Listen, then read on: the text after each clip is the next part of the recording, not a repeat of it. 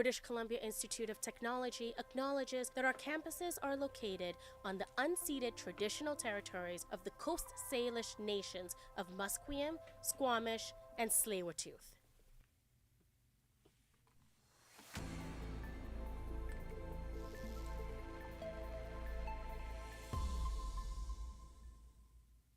Good morning, my name is Jonah Jung and these are the news headlines for 11:30.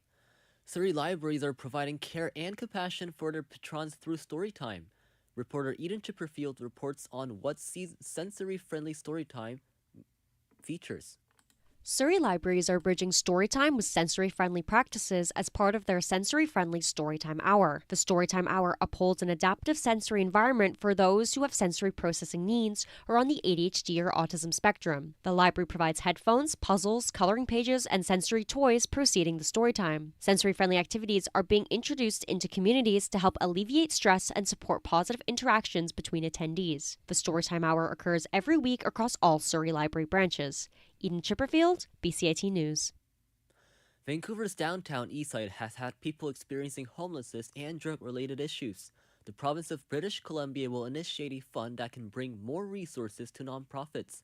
Selena Teixeira has more on why this is so impactful. The downtown east side has experienced a 9% increase in homelessness since 2023, leaving individuals living on the strip to experience overcrowded shelters, limited resources, and access to food. The province plans on granting $142,000 to maintain community-based operations that fulfill the mental, physical, and spiritual well-being of those relying on nonprofits. Project Hastings communications executives Ingrid Kuo and Steve Kim explain why this can help so many people. I feel like it's well known that the downtown east side is often portrayed through really negative stereotypes because people see addiction or homelessness, but they don't really see the full person behind the struggles. So every time a new volunteer joins our cause or any of the other nonprofits, their perspective kind of changes because they see the kindness and the resilience, or kind of just like the humanity of the people in downtown east side. And that in its own way kind of creates ripples effects because volunteers, go back to their schools and families. Those living on the downtown east side need as much support as possible. The reinforcement of these grants can bring enthusiasm to expand shelters and safe spaces for those in need. Selena Teixeira, BCIT News. As the federal government is reducing the number of immigrants, UBC researchers discovered that immigrant youth who are sexually active are less likely to use contraception. The former postdoctoral researcher at UBC, Dr. Daniel G, says girls and boys who arrive in Canada miss school-based sex education when they migrate. The researchers say stay-at-home orders and disruptive healthcare during the COVID pandemic may have caused this situation. The director of UBC's Stigma and Resilience Among Vulnerable Youth Center, Dr. Elizabeth Saywick, says young people need accurate sexual health education. Saywick says that free or low-cost contraceptives are available in BC, with youth-friendly sexual healthcare services being available. Ontario Premier Doug Ford is urging Prime Minister Mark Carney to maintain Canada's 100% tariff on Chinese vehicles. Ford says such action is critical to securing such a trade deal with the U.S., thus protecting Canada's auto sector. The Ontario Premier says the tariff protects 157 jobs. The federal government and Ontario have invested $46 billion in developing Canada's electric vehicle industry. After the U.S. government officials decided to reduce the tariff on British steel to 0%, U.S. President Donald Trump has arrived at Windsor Castle. Being greeted by King Charles III military guards and troops, Trump paid tribute at Queen Elizabeth II's tomb. The visit aims to strengthen ties while tensions over Trump's America First policies go on. The Republican president will meet with the British Prime Minister Keir Starmer on Thursday. The former Centers for Disease Control and Prevention chief, Susan Monteres, warns U.S. senators that America's health is in dangerous situation under the leadership of Robert F. Kennedy Jr. The health secretary has repeatedly shown anti-vaccine tendencies. Former CDC official Deborah Hoory says Kennedy or political advisors rejected data supporting vaccine safety. Monteres, who was hand-selected by Kennedy, has spoken before the Senate Health Committee today that deadly diseases such as polio will come back to America. The former chief of CDC has added that Kennedy allegedly demanded that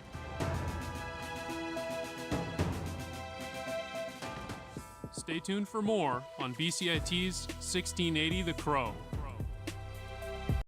This is 1680 The Crow, and you're listening to our feature presentation. Fandoms have been around for decades. Whether it was Beatlemania or waiting for the next Hunger Games movie, these communities have thrived in many forms, powered by the enthusiasm of dedicated fans. Welcome to Fanfare, exploring online worlds in all formats with your hosts, Kai Garcia and Eden Chipperfield. Join them as they dive deeper into the fandom world and the communities they create. Hello, Kai. How are you? I'm good. How are you, Eden? I'm doing well. So we are here today to talk about fandoms and what they are, why are people a part of them, why are they attractive to join. And I know that you have quite the experience with being a part of a fandom, which I think people should be enlightened about. Yeah, I have years of experience in a fandom. I would say I'm not currently in one, but I do have a history for sure. Yeah, can you share maybe like your top most fangirl moment that you've had? Yeah, whenever I tell this story, people think I'm crazy, but essentially there was a K-pop group that I really liked, and they were on maybe their last full year before they were going to disband allegedly.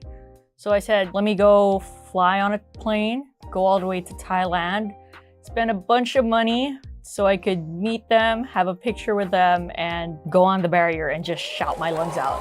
So yeah, that's the normal fandom experience, I guess. Was it like, I'm assuming obviously it was worth every drop of that for to have that experience? Oh yeah, for sure. People don't realize that they're actually part of fandoms to begin with.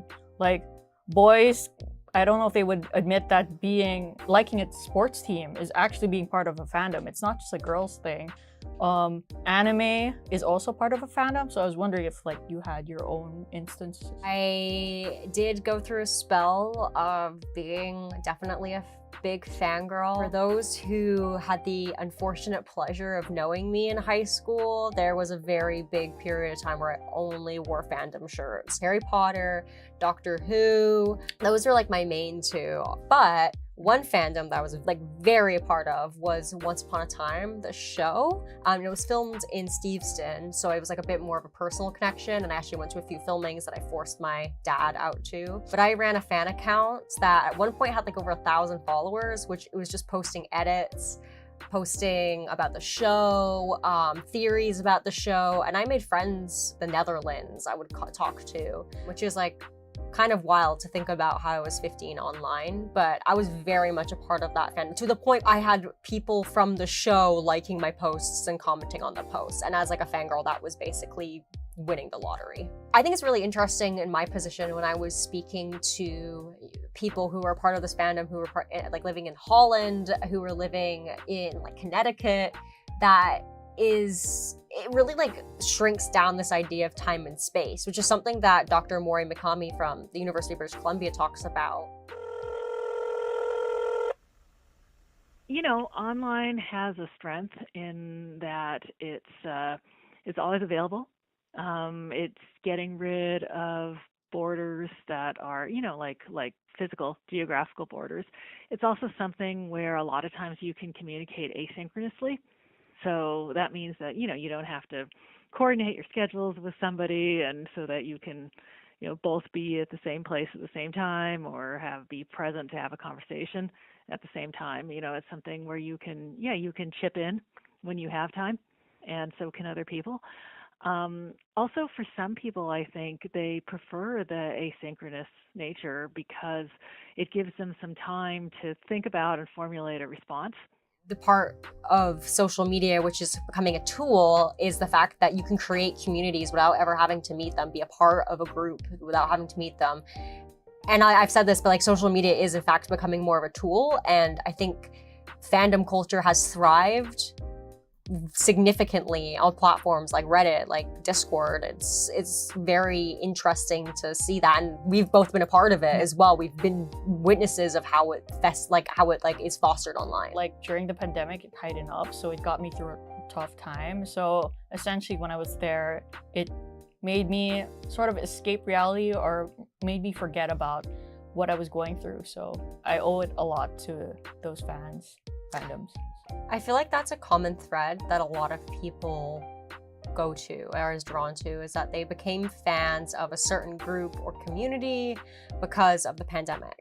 And I think it's really interesting because there's actually studies that have talked about that a lot of people began to find online communities because of the COVID-19 pandemic. And it's funny to see how 5 years on, and I'm sure in the future, we are still seeing after effects of that. I think it allowed more of ability to be able to interact with people without feeling necessary needing to join them in person, having to like be face to face. Yeah, to add to that, you know, it's not a conventional way of forming relationships. This is only of the digital age. We have to understand that it's not fully perfected or people don't fully understand it. So in terms of how fandoms use it as a way to bridge the gap, to connect people, share the same interests, you know, they find people who like the same things instead of, you know, it breaks down the barrier of actually physically wanting to meet someone or meeting up with all those schedules.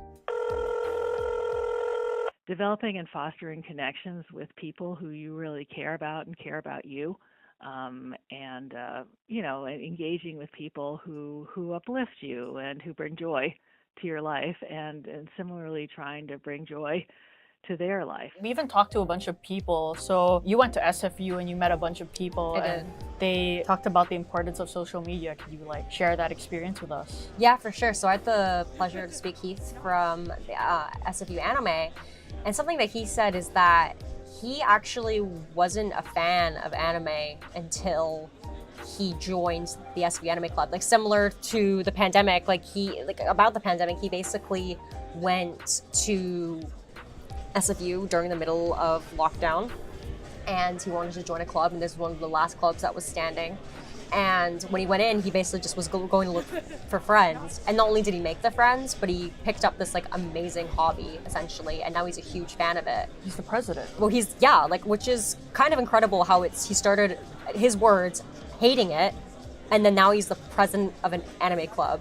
And he said that if it wasn't for the people involved in the club, that would have never happened. Because I love talking to people. Like even before I got into anime, I was already kind of a nerd, right? No, not kind of a nerd. I was totally a nerd. I was into a lot of movies, especially superhero stuff, right? And I just like watching them and then talking to people, like yapping about it. Like the anime club was a really good platform for me to do that, to get into anime and then talk about a bunch of stuff about anime with other people. So yeah, it's the social aspect that's really, really great about the fandoms. You go from something you don't like to something that's a part of your everyday life. And yeah, that's how fandoms work, honestly.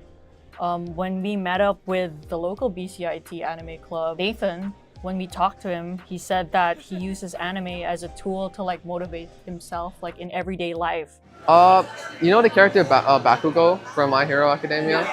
I like how he like always tries his best, always like even though he's like in like the worst position or worst scenario, he like will go all out and like try to succeed no matter what. I like that. I use that as motivation.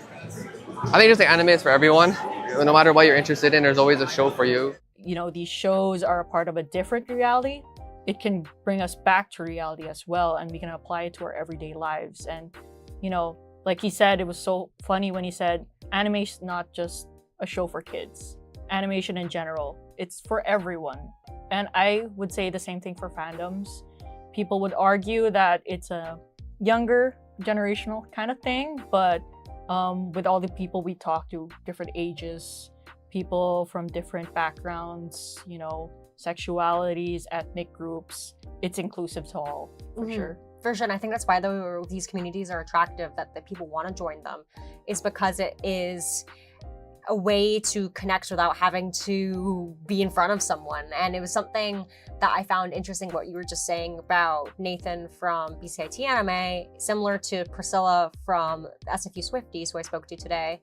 She was saying essentially that what she appreciates about Taylor Swift's community is how empowering it is for young women, and then she felt that she saw a place in that too. I think it's really nice that her music is like so universal. Like I feel like people who listen to Taylor can all really like apply her music to their lives and like connect through the shared experiences and bonding over like things that a lot of girls go through, a lot of people go through, and that's like. When we talked to the UBC professor about how social media can bring these relationships together, I found it interesting. She brought it to the fact where these are meaningful relationships as well. And the divide and the barriers that was once, in real life relationship are gone.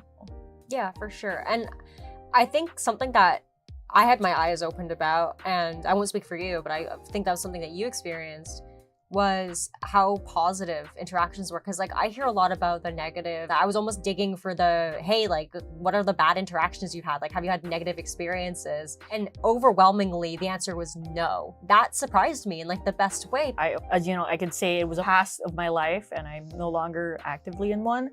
It was a part of my life that I owe a lot to. During the pandemic, when it was a hard time, it got me through it. I met the most amazing friends from all around the world. I was able to travel with them. I bonded with my in real life friends about these topics, and it fostered so much relationships and memories that I made, and I'll remember till the day I die. Thank you so much for listening to our chatcast. This has been Eden and Kai, and thank you for listening to Fanfare, exploring online worlds in all formats.